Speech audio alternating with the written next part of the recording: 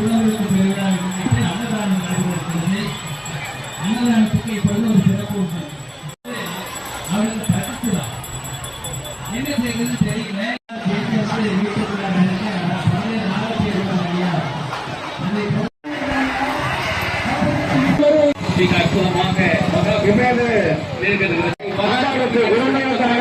நடைபெற்றுக் கொண்டிருக்கிறது. ஓம் கலைவாணி, ஓம் கரசனி, கோயில்களில் இருக்கும்